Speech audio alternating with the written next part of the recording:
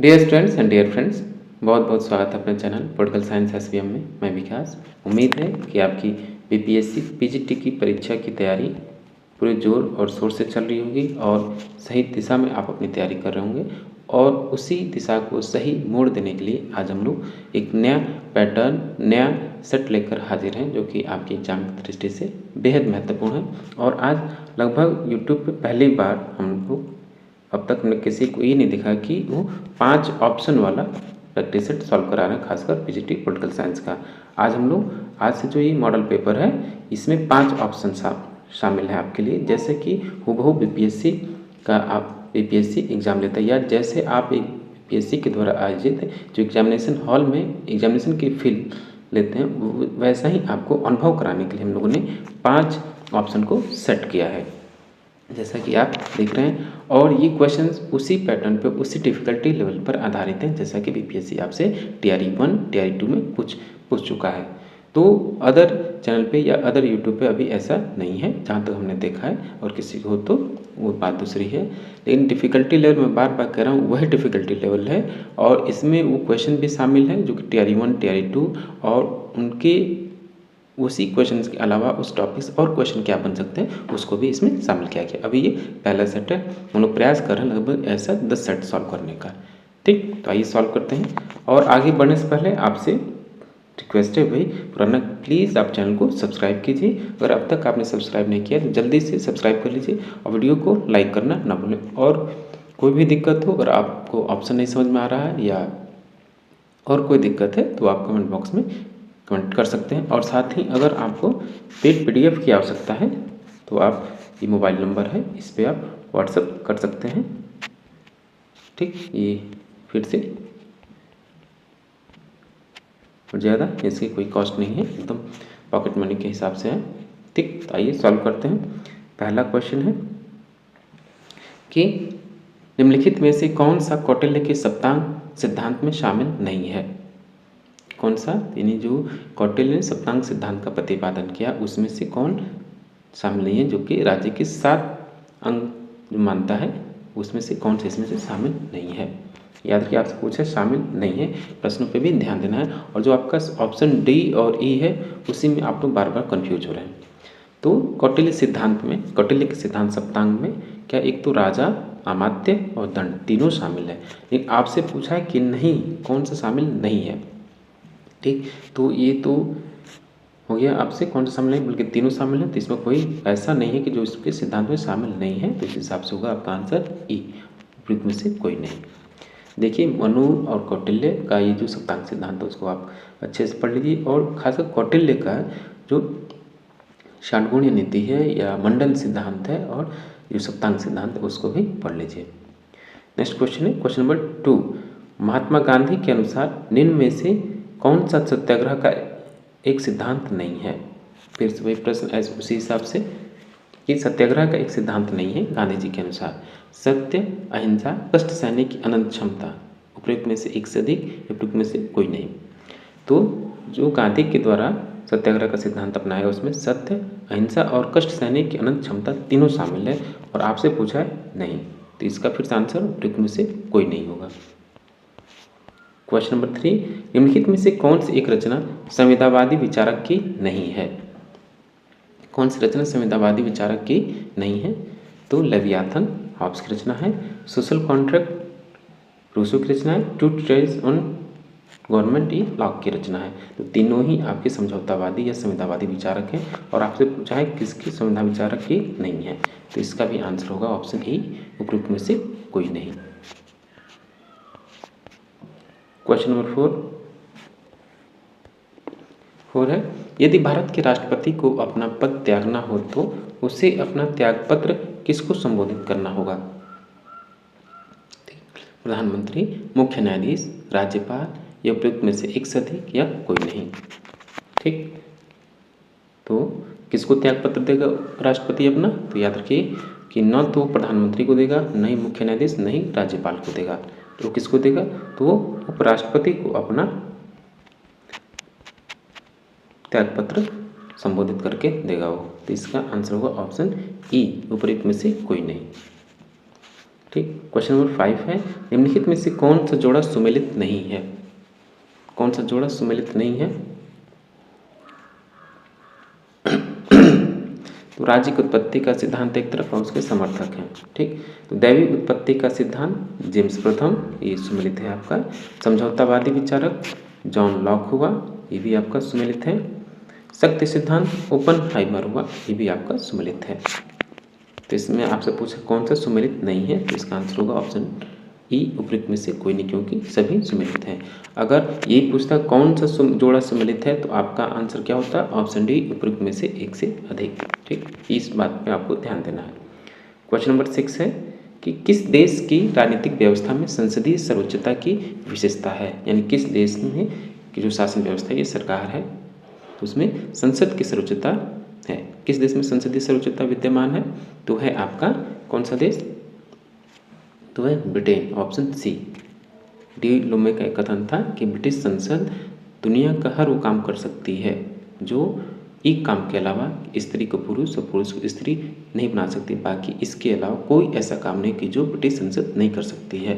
ये डी लोमे का कथन है, क्योंकि वहाँ क्या है? संसद सर्वोच्च है। क्वेश्चन नंबर 7 है कि समानता का नकारात्मक स्वरूप क्या हो सकता है? समानता का नकारात्मक स्वरूप क्या हो सकता है? कि कानून के शासन का अभाव, या स्त्रियों को अधिक सुविधाएं, या विशेष अधिकारों का अभाव, या उपयुक्त में से एक से अधिक, या उपयुक्त में से कोई नहीं। तो समानता का जो नकारात्मक स्वरूप है वो क्या हो सकता है? तो होगा आपका कि विशेषाधिकारों का अभाव होता है। विशेष अधिकारों का अभाव ये समानता का नकारात्मक स्वरूप है, यानी किसी को विशेष, सबको समान अधिकार मिले, किसी को विशेष अधिकार न दिया जाए। तो ऑप्शन सी राइट आंसर होगा इसका। नेक्स्ट क्वेश्चन है क्वेश्चन नंबर 8 कि निम्नलिखित में से कौन शक्ति संतुलन स्थापित करने का साधन नहीं है? यानी किसके द्वारा बैलेंस ऑफ पावर स्थापित नहीं किया जा सकता? तो है आपका कौन सा? शस्त्रीकरण एवं निशस्त्रीकरण। देखिए ये शस्त्रीकरण है, टाइपिंग एरर है, और निशस्त्रीकरण क्षतिपूर्ति, संधियां, या उपयुक्त में से एक से अधिक, या इनमें से कोई नहीं। तो शक्ति संतुलन स्थापित करने का साधन कौन सा नहीं है? तो शस्त्रीकरण एवं निशस्त्रीकरण के माध्यम से शक्ति संतुलन स्थापित किया जा सकता है, क्षतिपूर्ति के द्वारा भी और संधियों के द्वारा भी। लेकिन इसमें क्या आंसर होगा इसका? ई, कोई नहीं होगा इसका आंसर। नेक्स्ट क्वेश्चन है क्वेश्चन नंबर 9, निम्नलिखित में से कौन सा जोड़ा सुमेलित नहीं है? कौन सा जोड़ा सुमेलित नहीं है? मोस्का द रूलिंग क्लास इसकी पुस्तक है, सही है। Pareto the mind and society बेहद महत्वपूर्ण पुस्तकें हैं, ये भी सही है। और मिशेल, रॉबर्ट मिशेल, जो इनकी पुस्तक है पॉलिटिकल पार्टी की, प्रश्न पूछा जा चुका है TRE 1 में। तो ये तीनों पुस्तक सुमेलित हैं और तीनों पुस्तक आपको आना चाहिए, कहीं नोट करके रख लीजिए। तो आपसे पूछा सही नहीं है, क्योंकि सभी सही है, इसीलिए होगा उपयुक्त में से कोई नहीं, ऑप्शन ए। क्वेश्चन नंबर 10 कि संयुक्त राष्ट्र ने किस दशक को महिलाओं के दशक के रूप में घोषित किया है? देखिए बेहद महत्वपूर्ण है ये, बेहद महत्वपूर्ण। अब बार बार ये प्रश्न आपसे पूछा जाता है, क्योंकि आजकल देख रहे हैं वीमेन एम्पावरमेंट की बात चल रही है। अभी हाल ही में आपने 8 मार्च को विश्व महिला दिवस मनाया, तो हो सकता है कि प्रश्न इस बार पूछा जाए, लेकिन बारी कॉमन प्रश्न है और आना ही चाहिए। ठीक, किस वर्ष को भी, किस दशक को महिला दशक के रूप में घोषित किया गया और किस वर्ष को महिला वर्ष के रूप में भी घोषित किया गया, दोनों बातें। तो संयुक्त राष्ट्र ने किस दशक को महिलाओं के दशक के रूप में घोषित किया है? आपके सामने ऑप्शन है, तो है आपका 1966 से 75 का जो दशक है उसको UN ने, यूनाइटेड नेशन ने, संयुक्त राष्ट्र ने अंतर्राष्ट्रीय महिला दशक के रूप में घोषित किया है। तो ऑप्शन जो है ए राइट आंसर होगा। क्वेश्चन नंबर 11 कि न्यायिक पुनरावलोकन की अवधारणा की उत्पत्ति किस देश से हुई है? जो जुडिशियल रिव्यू है इसकी उत्पत्ति किस देश से हुई? भारत, ब्रिटेन, कनाडा, उपयुक्त में से एक से अधिक, उपयुक्त में से कोई नहीं। तो जो जुडिशियल रिव्यू या जो न्यायिक पुनरावलोकन है, इस अवधारणा की उत्पत्ति आपकी कहाँ से हुई? USA से हुई है, संयुक्त राज्य अमेरिका से।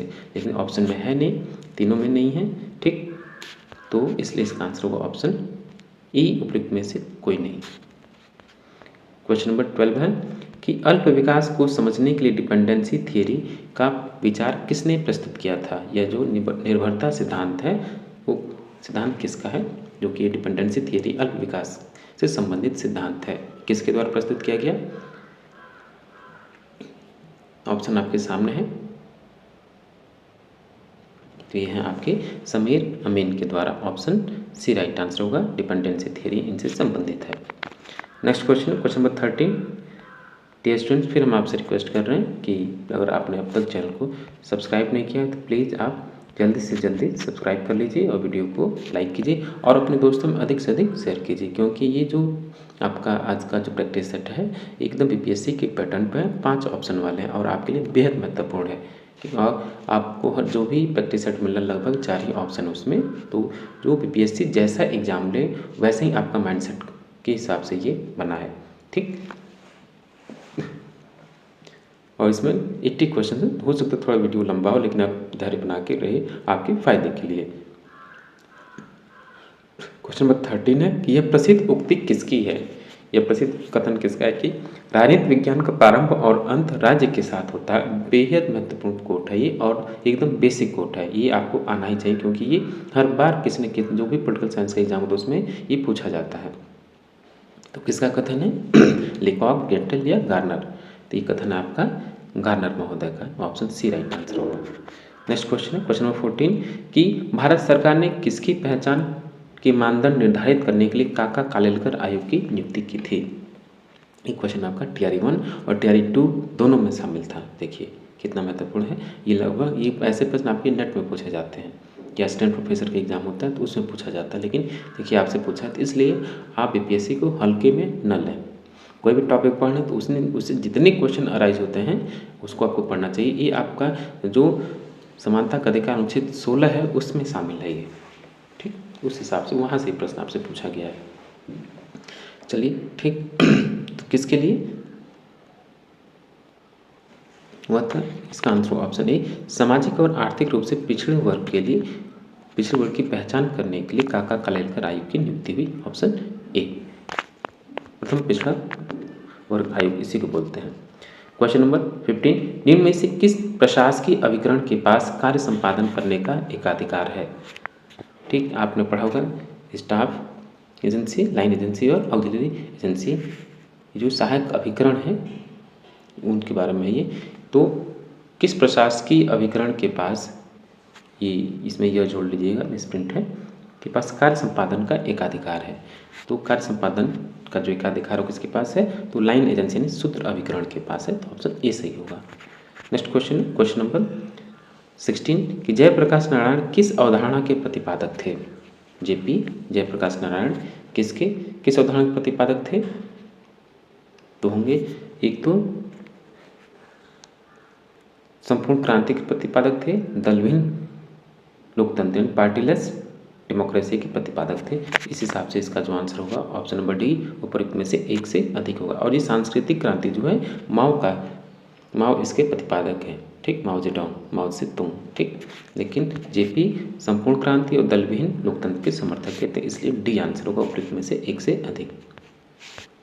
क्वेश्चन नंबर 17 देखिए कि भारतीय संघीय व्यवस्था की विशेषता बताते हुए किसने कहा था कि भारतीय संविधान सहायक एकात्मक विशेषताओं सहित एक संघीय राज्य की स्थापना के स्थान पर सहायक संघीय विशेषताओं सहित एक एकात्मक राज्य की स्थापना करता है। किसने कहा, बेहद महत्वपूर्ण है और ये आपसे बार बार पूछा भी जाता है। तो ये कथन है आपका किसका, ध्यान से देखिए, तो ये है आपकी केसी वेयर, ऑप्शन सी। और यही भारतीय संघीय व्यवस्था को अर्ध संघात्मक या सेमी फेडरलिज्म की बात कहते हैं, केसी वेयर। क्वेश्चन नंबर 18 कि राजनीतिक शास्त्र के संदर्भ में यह कथन किसका है कि ज्ञान की वर्तमान अवस्था में राजनीति को विज्ञान मानना तो दूर रहा, यह कलाओं में भी सबसे पिछड़ी हुई कला है। ये बेहद महत्वपूर्ण है, ठीक, बार बार आपसे पूछा जाता है। ये कथन है आपका मक्कल का, ऑप्शन ए राइट आंसर होगा। क्वेश्चन नंबर 19 वैज्ञानिक समाजवाद का सिद्धांत किसने प्रतिपादित किया। साइंटिफिक सोशलिज्म जो सिद्धांत है, थियरी, इसका प्रतिपादन करने वाले कौन हुए, वह हैं आपके कौन? कार्ल मार्क्स, वैज्ञानिक समाजवाद के जनक या इस सिद्धांत के प्रतिपादक। क्वेश्चन नंबर 20 कि निम्न में से कौन सा भारत सरकार में सहायक अभिकरण का उदाहरण है? सहायक अभिकरण का उदाहरण कौन सा है भारत सरकार में? तो है आपका कौन सा ऑप्शन देखिए, नीति आयोग, प्रधानमंत्री कार्यालय या केंद्रीय सार्वजनिक निर्माण विभाग। तो ये है आपका CPWD यानी सेंट्रल पब्लिक वर्क डिपार्टमेंट जो है केंद्रीय सार्वजनिक निर्माण विभाग, ये है आपका सहायक अभिकरण। क्वेश्चन नंबर 21 कि निम्नलिखित में से कौन सा शीत युद्ध से संबंधित है? ये क्वेश्चन भी बेहद महत्वपूर्ण है। फुलटन भाषण, ट्रूमैन सिद्धांत या मार्शल योजना, या एक से अधिक या कोई नहीं।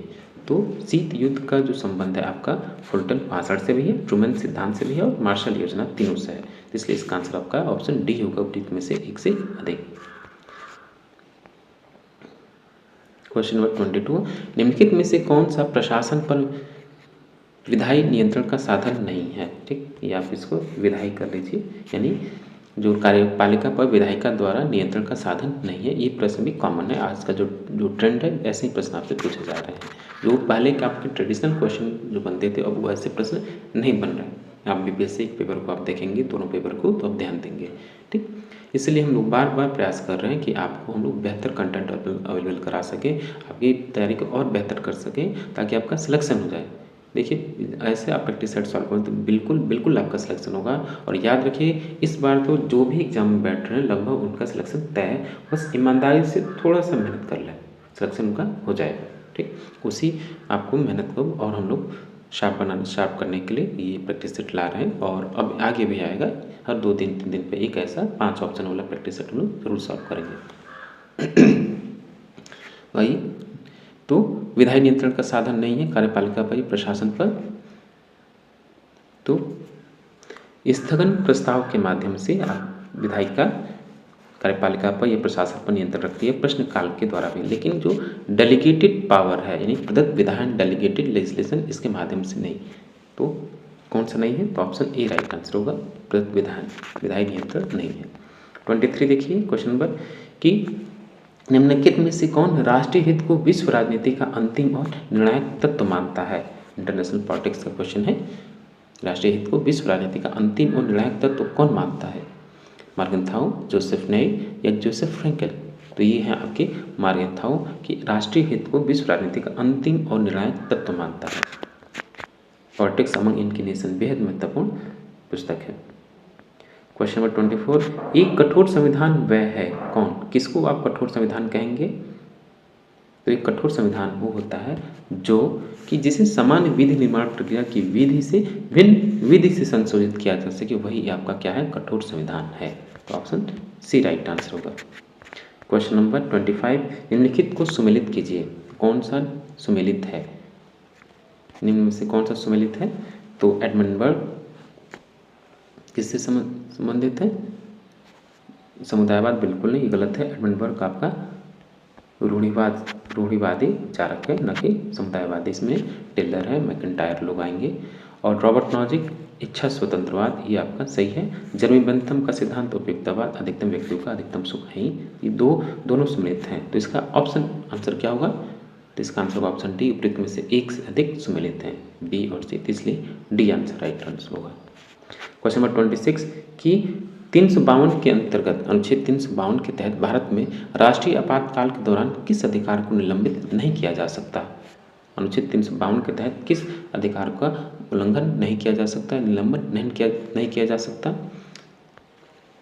कानून के समक्ष समानता का अधिकार, संपत्ति का अधिकार, विचार एवं अभिव्यक्ति की स्वतंत्रता का अधिकार। याद रखिए इसमें जो तीनों ऑप्शन है इन सब का उल्लंघन किया जा सकता है। ठीक, तो अनुच्छेद जो 20-21 है उसको 352 के तहत उल्लंघन नहीं किया जा सकता, क्योंकि ऑप्शन है नहीं, इसलिए इसका आंसर होगा ऑप्शन ए, उपयुक्त में से कोई नहीं। क्वेश्चन नंबर 27 कि संप्रभुता नागरिकों तथा प्रजाजनों के ऊपर सर्वोच्च शक्ति है जिस पर कानून का कोई बंधन नहीं होता। संप्रभुता की यह परिभाषा किस विद्वान ने दी? तो आपको पता है कि फेमस कोट है आपका। ठीक, तो ये पुस्तक ये कथन किसका है संप्रभुता के बारे में? तो संप्रभुता के जो जनक हैं बोधा, उनका है ये कथन, बी आंसर होगा।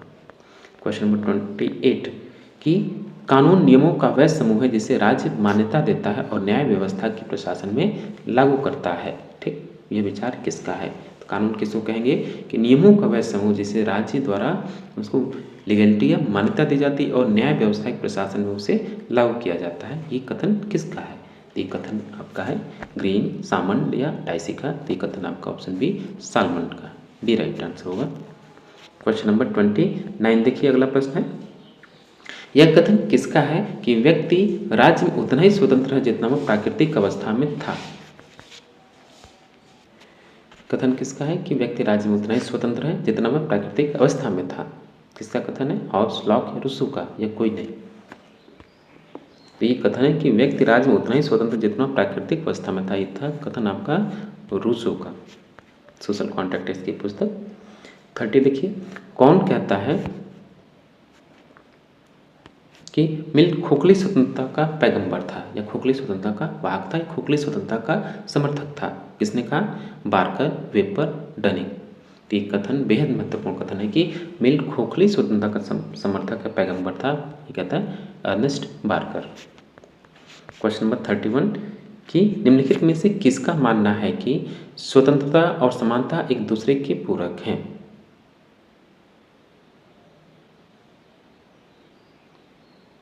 कौन? तो मैं बार बार कह रहा हूँ, ये आपको पता होना चाहिए। कौन कहता है कि समानता एक दूसरे के विरोध, समानता और स्वतंत्रता एक दूसरे के विरोधी हैं और समानता और स्वतंत्रता एक दूसरे के पूरक हैं? ये आपको पता होना चाहिए क्योंकि ये प्रश्न आपसे पूछता है।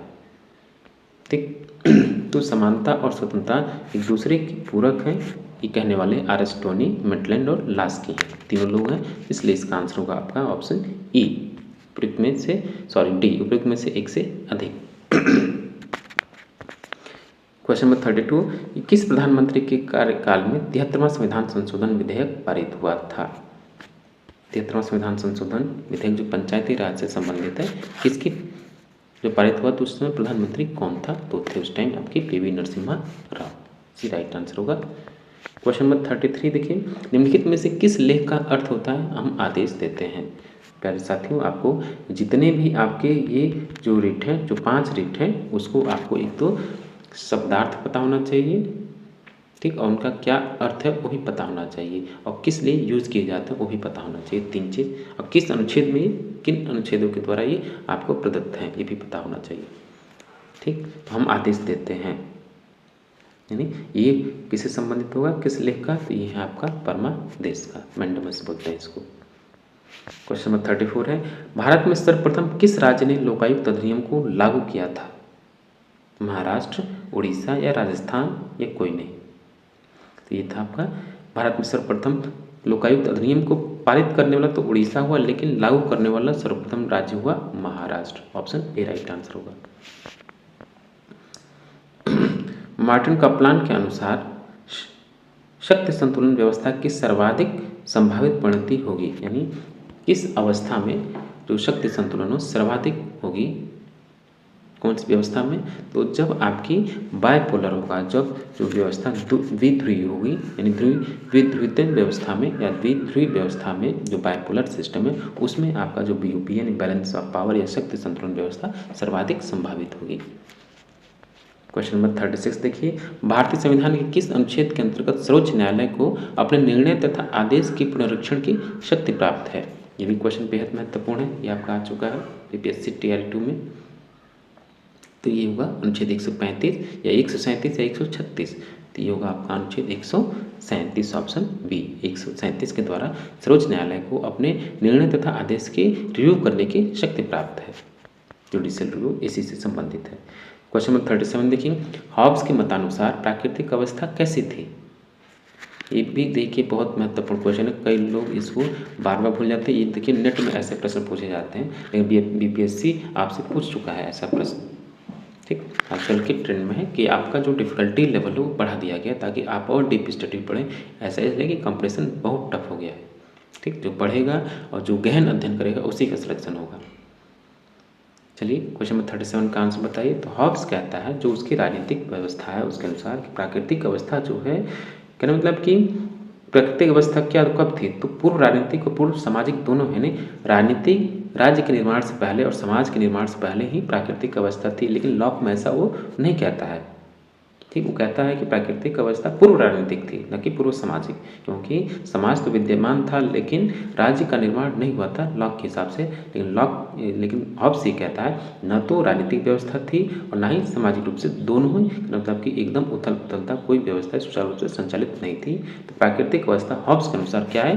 पूर्व राजनीतिक और पूर्व सामाजिक दोनों है। यानी जब समझौता हुआ हॉब्स के अनुसार तो उसके पहले समाज बना और फिर क्या राजनीतिक व्यवस्था कायम हुई। ये हॉब्स इसलिए कहते हैं उसका दो तरफा समझौता है।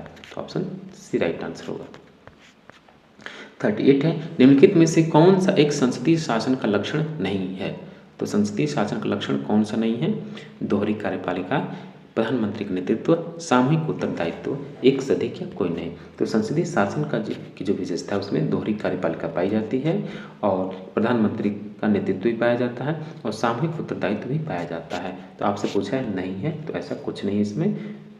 तो ऑप्शन होगा आपका कोई नहीं, ऑप्शन ई। सभी उसका लक्षण है, ऐसा कोई नहीं कि उसका लक्षण नहीं है, विशेषता नहीं है, तो ई होगा कोई नहीं।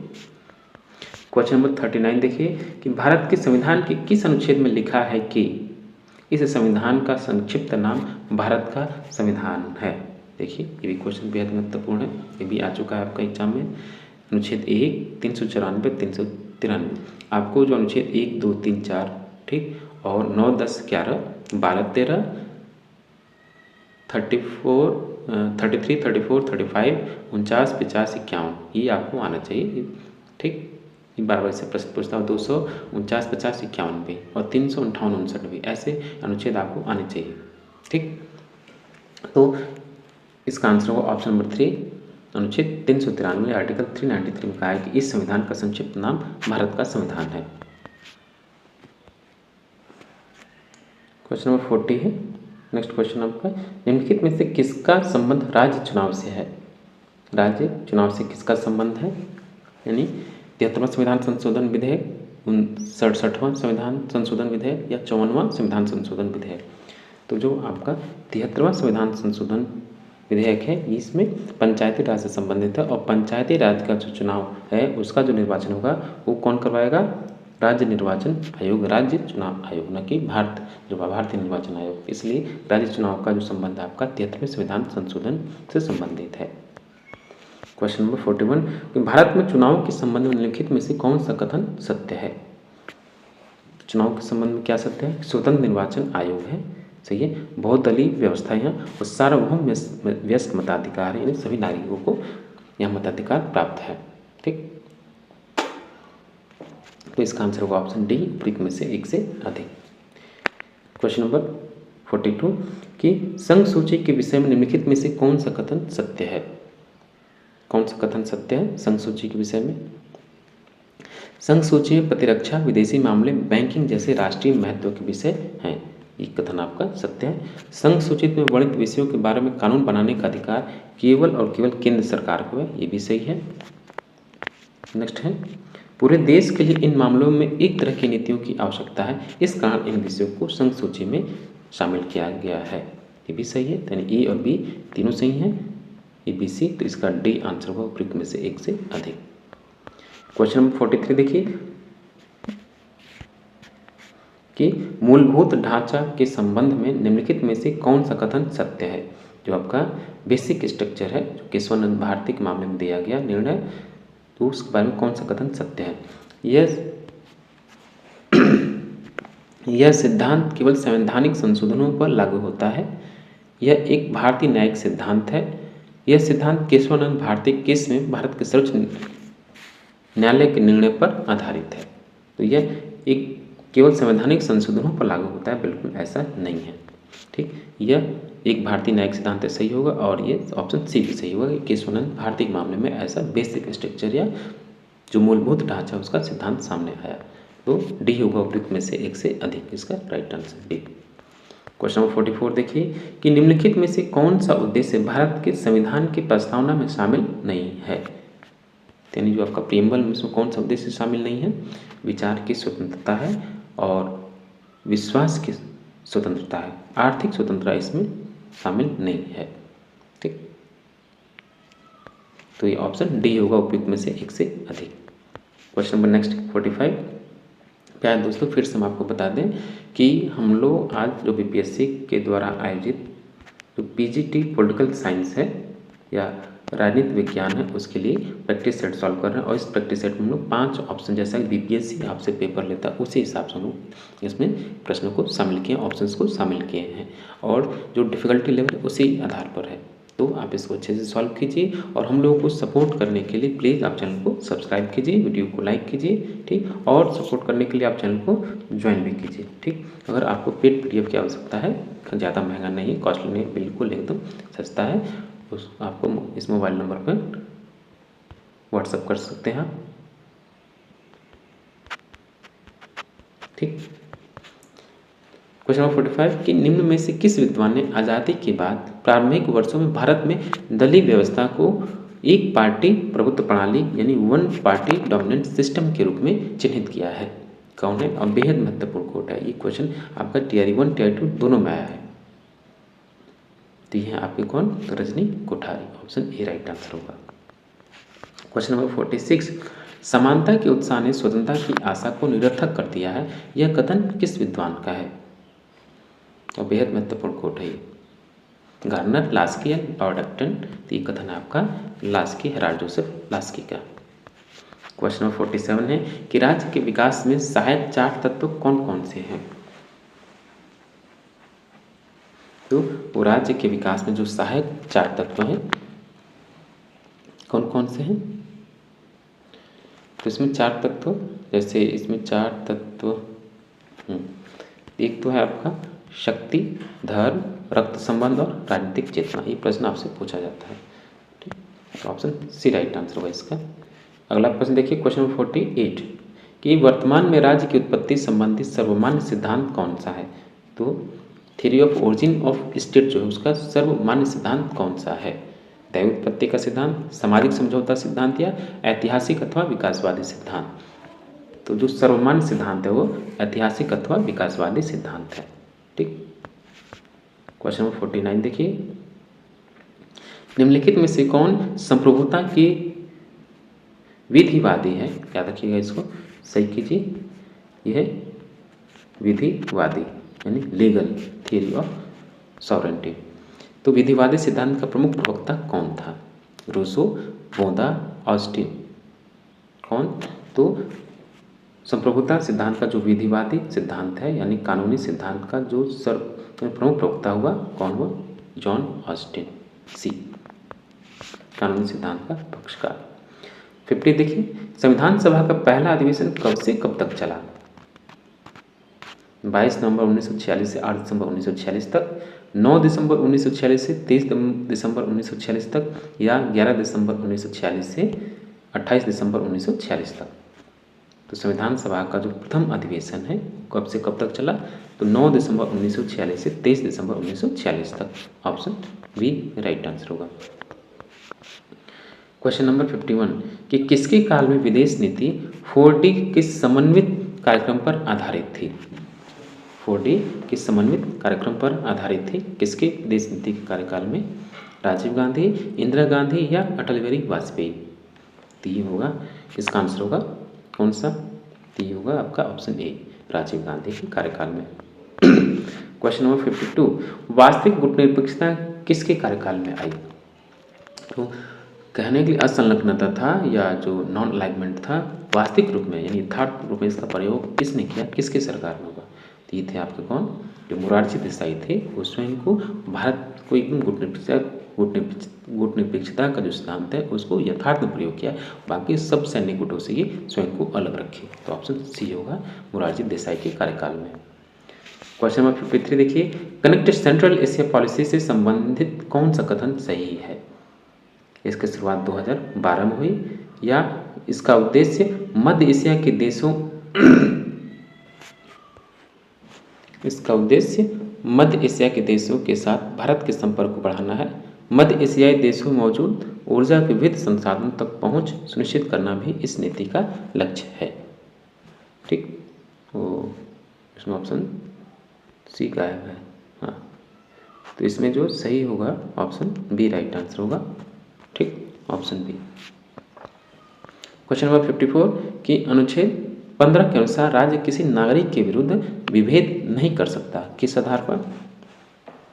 तो जो आपका अनुच्छेद 15 है किसके आधार पर विभेद नहीं कर सकता? न तो जन्म के आधार पर, न जाति के आधार पर, न लिंग के आधार पर राज्य किसी नागरिक के विरुद्ध भेदभाव इस आधार पर नहीं कर सकता है। तो ये तीनों होंगे, तो डी होगा इसका आंसर, एक से अधिक। क्वेश्चन नंबर 55 कि भारतीय संविधान में संवैधानिक संशोधन निम्न में से किस प्रकार से होता है? किस प्रकार से होता है?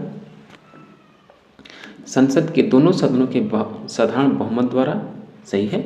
संसद के दोनों सदनों की कुल संख्या का बहुमत तथा उपस्थित एवं मतदान में भाग लेने वाले सभी सदस्यों के 2/3 बहुमत, ये भी सही है। सी देखिए, संसद के दोनों सदनों की कुल संख्या का बहुमत तथा उपस्थित एवं मतदान में भाग लेने वाले सदस्यों के 2/3 बहुमत और अंत में उक्त विधेयक को कम से कम आधे राज्यों की स्वीकृति भी जरूरी है। तो तीनों ही सही हैं, बी और सी तीनों। तो इसका आंसर डी होगा, उपयुक्त में से एक से अधिक। ये संशोधन वाला जो है अनुच्छेद 368 भाग 20, इसको आप अच्छे से पढ़िएगा।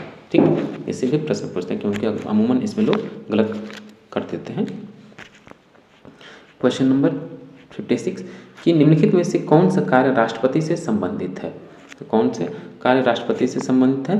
तो लोकसभा को विघटित कर सकता है, संसद के दोनों सदनों को आहूत करता है और संसद के दोनों सत्रों का सत्रावसान करता है। ठीक, इसका आंसर होगा ऑप्शन डी, एक से अधिक। ठीक, अगला प्रश्न 57 कि पूना समझौता किन दो नेताओं के मध्य हुआ? ये क्वेश्चन आपका टीआरई 2 का है। ठीक, तो पूना समझौता जो पूना पैक्ट हुआ किसके मध्य? तो ये हुआ BR अम्बेडकर और महात्मा गांधी के मध्य। ऑप्शन सी राइट आंसर होगा। अगला प्रश्न है कि 58 कि यह कथन किसका है कि नौकरशाही संसदीय जनतंत्र की कीमत है? ये प्रश्न भी आपका टीआरई 2 का है। ठीक, किसका कथन है? तो ये कथन है आपका हार्वर्ड मॉरिसन का, कहते हैं कि नौकरशाही जो ब्यूरोक्रेसी है संसदीय लोकतंत्र की कीमत है। क्वेश्चन नंबर 59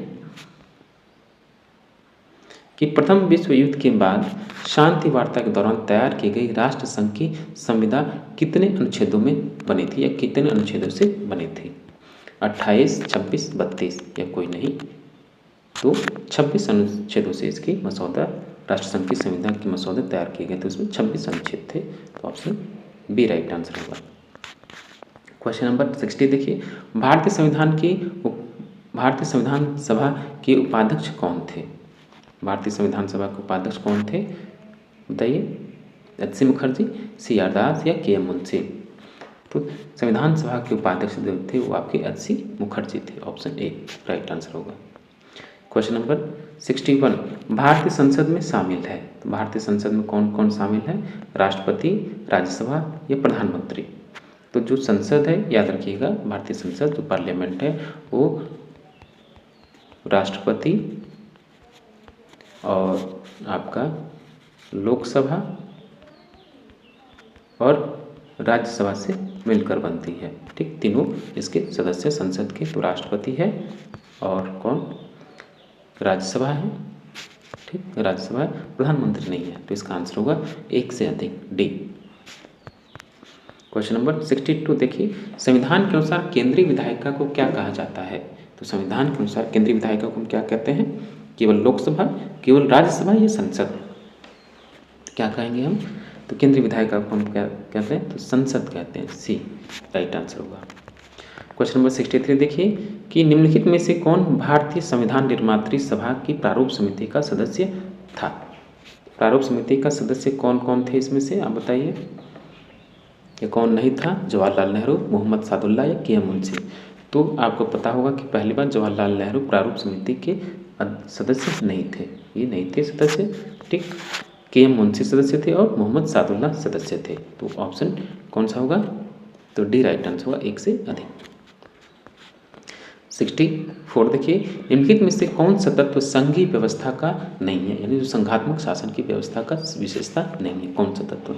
लिखित संविधान, केंद्र और राज्यों के बीच शक्तियों का विभाजन और सुदृढ़ न्यायपालिका या एक से अधिक कोई नहीं? तो संघीय व्यवस्था की जो विशेषता है रिटन कॉन्स्टिट्यूशन है, यानी ठीक, और शक्तियों को विभाजन में सेपरेशन ऑफ पावर भी शामिल है, और सुदृढ़ न्यायपालिका है, यानी फ्री जो आपका जुडिशरी है वो भी होना चाहिए। तीनों उसकी विशेषता है। तो डी होगा इसका। क्या कोई संघीय व्यवस्था का लक्षण नहीं आपसे पूछ रहा है, तीनों लक्षण है, तो इसका कौन क्या आंसर होगा? ई होगा, कोई नहीं। क्वेश्चन नंबर 65, हॉब्स की पुस्तक लेवियाथन को किसने चलाया? बेहद महत्वपूर्ण क्वेश्चन है, ये फैक्चुअल क्वेश्चन है आपका। रूसो, क्लेरेंडन या पाम्स्टन। तो हॉब्स की पुस्तक जो है लेवियाथन, उसको जलाने का काम किसने किया? क्लेरेंडन ने किया। बी राइट आंसर होगा। क्वेश्चन नंबर 66, निम्नलिखित में से कौन सा युग्म सही सुमेलित नहीं है? जवाहरलाल नेहरू पुस्तक इनकी मार्क्स, गांधी एंड सोशलिज्म, या राम मनोहर लोहिया पुस्तक व्हील टू पावर, या एम के गांधी हिंद स्वराज। तो एम के गांधी हिंद स्वराज सही है, और राम मनोहर लोहिया की पुस्तक है व्हील टू पावर सही है। जवाहरलाल नेहरू की पुस्तक मार्क्स, गांधी एंड सोशलिज्म नहीं है, बल्कि एक पुस्तक किसकी है? स्वयं राम मनोहर लोहिया की है। तो ये पूछा सुमेलित नहीं है, तो कौन सा? ए राइट आंसर होगा। ठीक। क्वेश्चन नंबर 67, प्यारे दोस्तों फिर से आपसे रिक्वेस्ट है कि प्लीज़ आप चैनल पर बने रहिए, वीडियो को पूरा देखिए, अंत तक देखिए, ताकि आप ज़्यादा से ज़्यादा आपको लाभ मिल सके और आपकी तैयारी और बेहतर हो सके।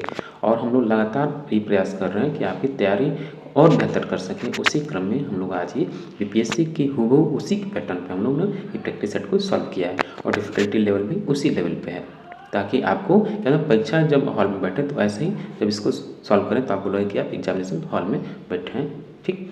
और प्लीज़ आप चैनल को सब्सक्राइब कीजिए, साथ ही वीडियो को लाइक कीजिए, अपने दोस्तों में अधिक से अधिक शेयर कीजिए। ठीक। आप अगर इसका पेड PDF चाहते हैं तो और भी PDF है, तो आपको जो मोबाइल नंबर है 9161701336 पर व्हाट्सअप कर सकते हैं आप। ठीक।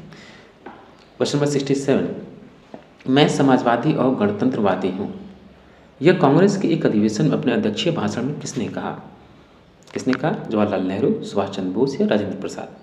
तो ये कांग्रेस के जो अध्यक्षीय भाषण किसका है? ये बतौर जवाहरलाल नेहरू ने कब कहा?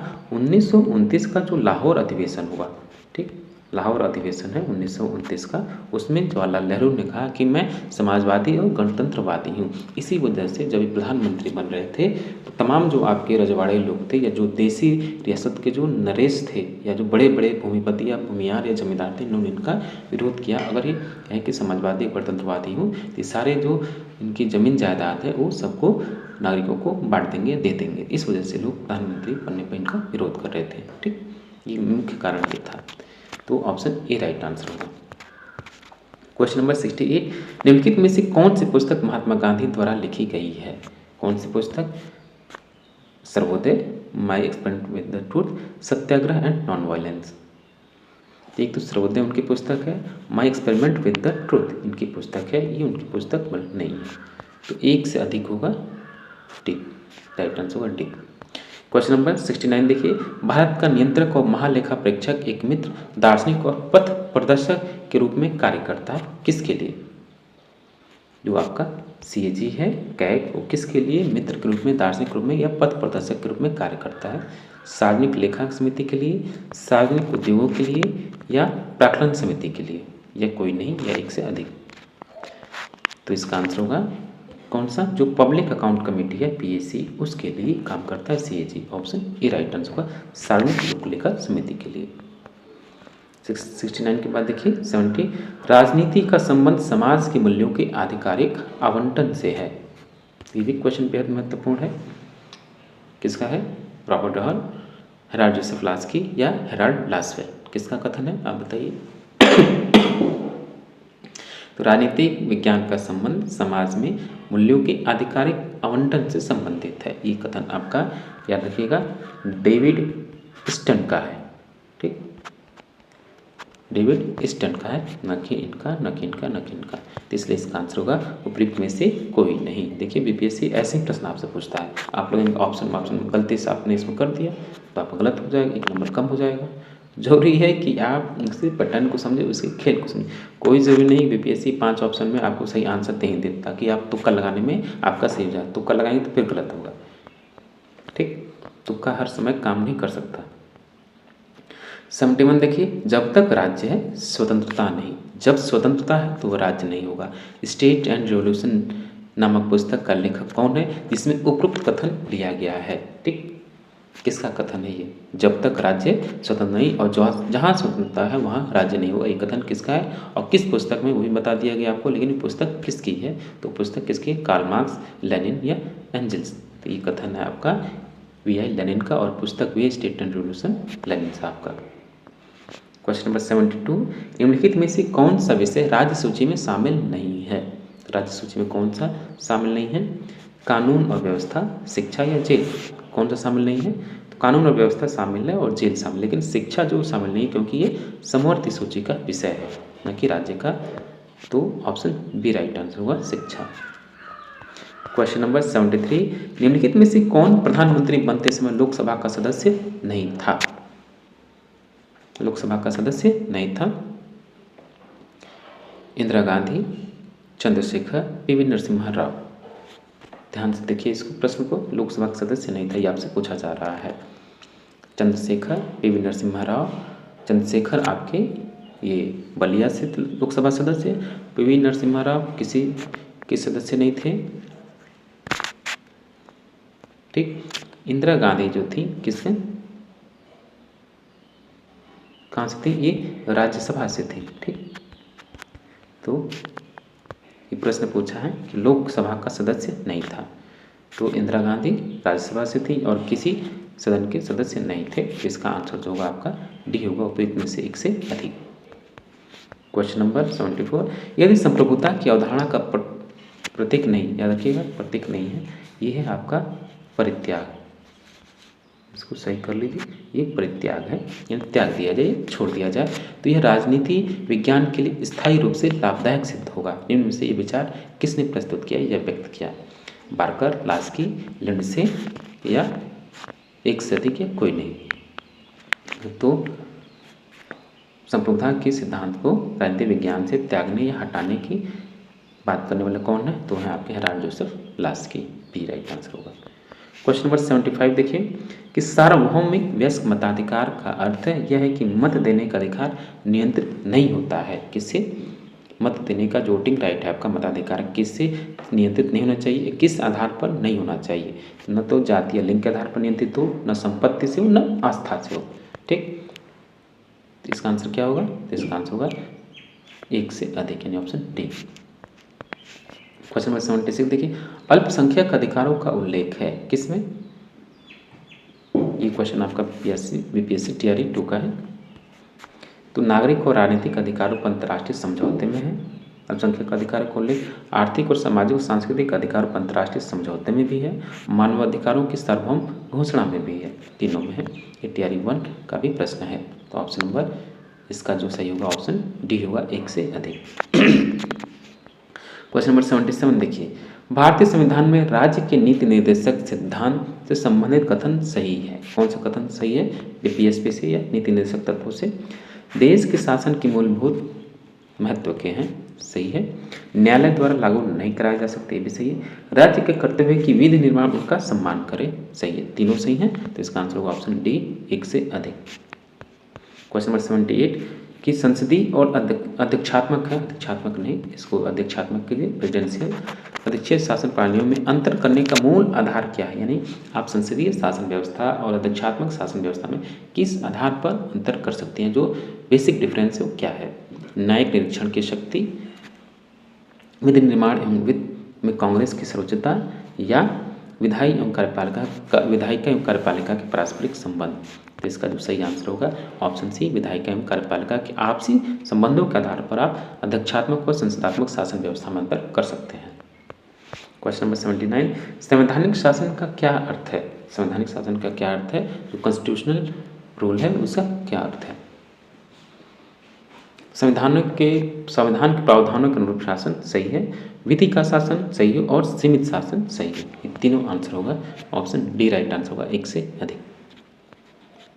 और आपका सबसे लास्ट क्वेश्चन है, देखिए लास्ट क्वेश्चन है क्वेश्चन नंबर 80, और आपसे रिक्वेस्ट है कि अब तक अगर आपने चैनल को सब्सक्राइब नहीं किया है प्लीज़ आप चैनल को सब्सक्राइब कर लीजिए। देखिए आपके व्यूवर से आप जो वीडियो लाइक करते हैं या शेयर करते हैं या कमेंट करते हैं या सब्सक्राइब करते हैं, तो हम लोगों का भी कॉन्फिडेंस थोड़ा बढ़ता है, ताकि जब कॉन्फिडेंस बढ़ेगा, खुश होंगे, तो और भी हम लोग आपके लिए बेहतर करने का प्रयास करेंगे। ठीक, इसलिए हम लोग बार बार रिक्वेस्ट करते हैं। कोई विशेष लाभ हम लोगों को नहीं होता है, जान लीजिए, ऐसा कुछ नहीं है।